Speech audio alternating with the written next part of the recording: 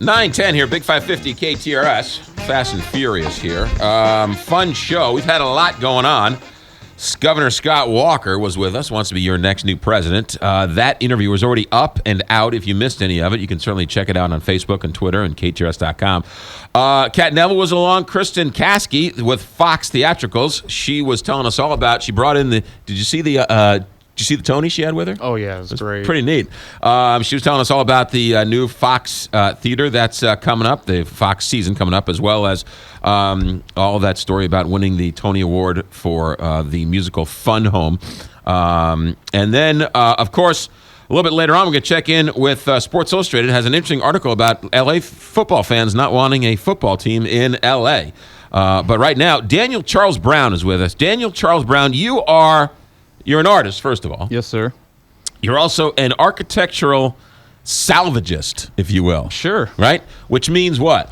What I do is I take down large buildings, such as barns right now, and salvage the material, turn them into interesting objects of art or now, even furniture. Are you from St. Louis? Yes, sir. Actually, I'm from Lincoln County, Missouri. Okay. But I've lived here in St. Louis for the last 10 years. Okay. And you brought a couple of your pieces of art with us. Yes, I did. We'll get to that in a second. But now to explain your art form, first of all, you love reclaimed wood, so we automatically love you. And we can talk about barns and all that type of stuff here in a second, because the whole reclaimed wood movement is, I'd say, coming on really strong. It is. I mean, it is. If you have an old barn, you're going to make a lot of money just selling the wood. Yeah, if you take it down yourself and you market it, you can make quite a bit of money. Yeah, doing that. But you are, and let me get the name right. You are not shabby chic. No. You are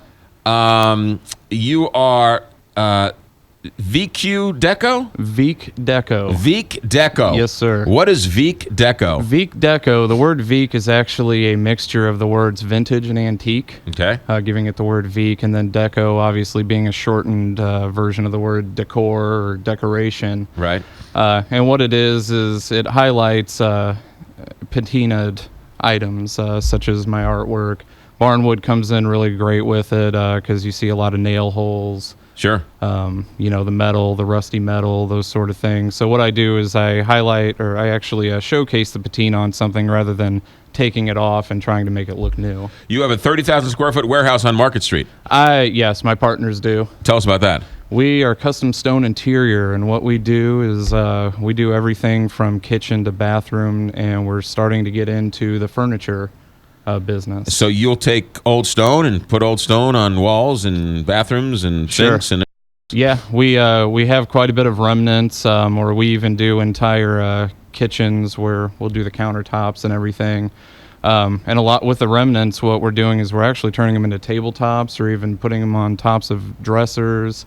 It really brings out just your furniture quite a bit with interesting stone on it. Okay, so now you've brought us two things. First, let's start with the guns here. Okay. So you've got, for those who are listening on the radio, you've got the reclaimed wood framed with the backdrop with two pistols. Yes, these two pistols, they actually belong to a man named Donald Thompson, who who lived up in Lincoln County. He started People's Bank and Trust. Okay.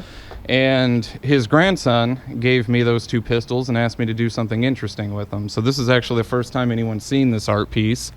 He hasn't even seen it yet. And what I did to kind of make it interesting is open up the two firearms so you can actually see inside, see the old inner rust. workings, yeah, see all the burrs and everything that it's gathered over the years. Then I took a 1907 Indian head penny, a key, and an old brass lock, and I put them in that sequence to represent money under lock and key. Oh. This is actually going in a bank. So okay. The old penny. Okay. Sure. Yeah. It's a little bit hard. I'm not sure if you could see it there on the camera. Right. Yeah. And now the other one, you have a Stradivarius. Is that right? It is a Stradivari style. Okay. I can't say for sure. I was going to say a Stradivarius. That's $1 million violin. I don't know if it's worth that much. But it was handcrafted back in 1795. It does have some modifications on it that I didn't put on there. I mean, modifications from maybe 60 or 70 years ago. And what I did is I just accented them with some hinges that I pulled off of an old barn door. Right. And then, of course, the nailed barn wood with all the... Let's talk about reclaimed wood, because those shows on TV, I can't get enough of them. That Barnwood Builders, cool. that guy's great. Yeah. How are we afraid that there are we running out of barns? We will. I'd say probably in 20 years, what you see going for just a few bucks a board foot is going to be your high-end furniture. Right. What kind of wood are those barns made of? Well, this right here, this is Doug fir and pine. This is a lot of your softwood. Okay. But a lot of white oak and red oak.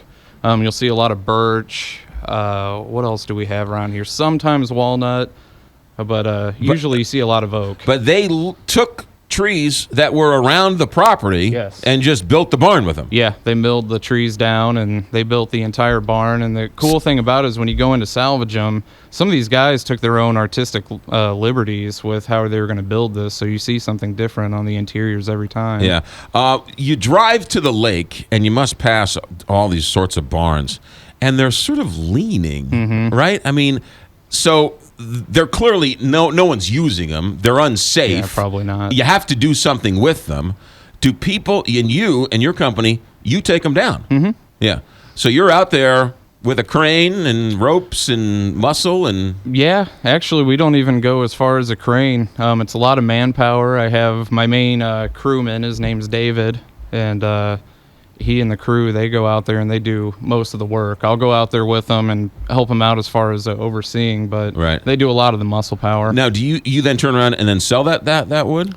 Yeah, I have been selling it, but right now we are over at Custom Stone Interior. We're making furniture out of all the oak at the moment.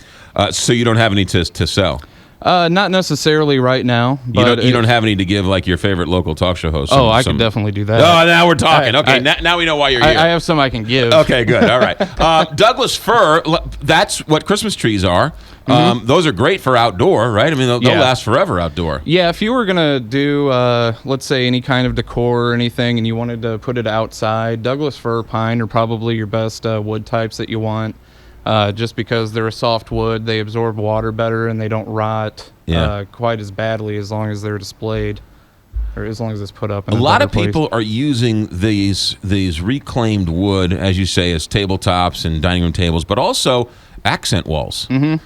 Oh, yeah. That's the greatest thing in the world. Yeah, those are pretty cool. Right? Just an accent wall of old reclaimed wood from a barn from Missouri from 100 years ago. Yeah, you got a little bit of that paint on there, seal that in. And it's all about the patina on the wall. Once you take it down, what do you have to do to the wood to make it, how much do you have to mill the wood to sort of get it ready for use, if you will? It really depends on what you want to do with it. For this is I do minimal work because I like to show all the dings and the scratches and everything on there.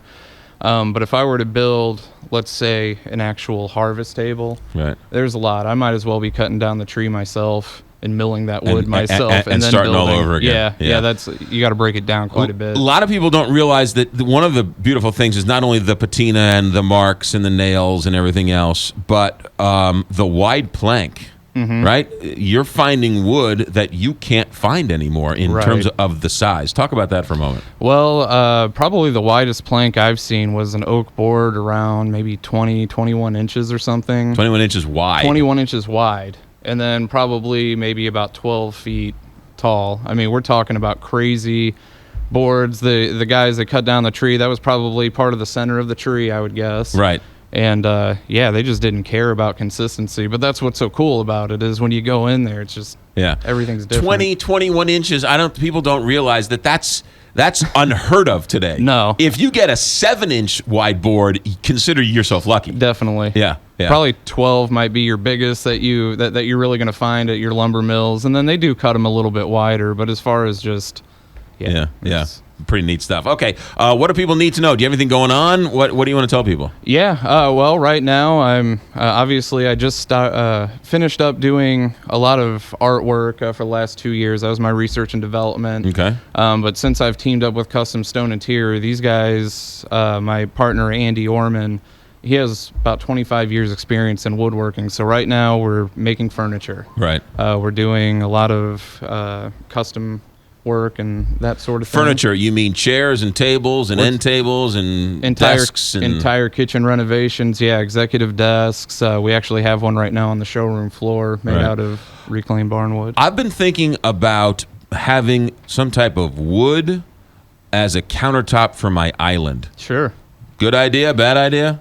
I would say, yeah, that could be something that you could do. I mean, are you wanting to cut on it and do a lot of prepping? I wanna use it as a. I don't mind cutting into. Yeah. I don't mind it. I mean, I do want to put the sink in there. Sure. And so there's probably going to be a little bit of water, but that's sort of that reclaimed sort of barn wood. Yeah, you want to try a wood countertop? Yeah. Yeah, that's something that we could definitely do. That's what I'm talking about. All right, Daniel Charles Brown. How do people get a hold of you? They can visit my website, www.daniel-charles.com. All of my contact info is on there. All of my art is on there, my photography. I do a lot of photographs in the downtown St. Louis area. That's where I live. Sure. And so they could see that. And I'm going to be putting my furniture on there here in the next few weeks. Beautiful. Daniel Charles Brown. The website, one more time, is? www.daniel-charles.com. Daniel-charles.com. Thanks for coming in. Hey, thank you. You got it. Did I do enough to garner a little bit of free barnwood for you? Definitely. Okay, good. You don't need any more websites. Daniel-charles.com. There you go. There's the website. All right, thanks, Daniel. All right, thank 921 here, Big 550 KTRS. Appliance discounters. Before you get the reclaimed wood for your countertop, you have to get the appliances. Where are you going to get the appliances? Can I recommend my friends at Appliance Discounters? If you go to a big box store, you're going to pay more money. You're now officially warned. If you go to Appliance Discounters, you will save money. That's good. That's why you want to go to Appliance Discounters. They have ding and dent appliances, which once you put the reclaimed wood around it, you'll never see it anyway.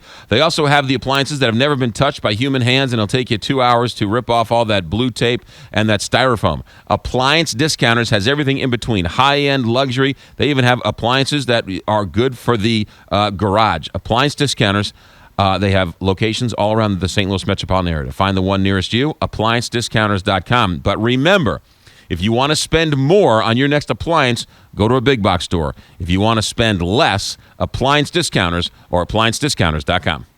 This is McGraw Live on KPLR 11.2, STLtoday.com, and the Big 550 KTRS.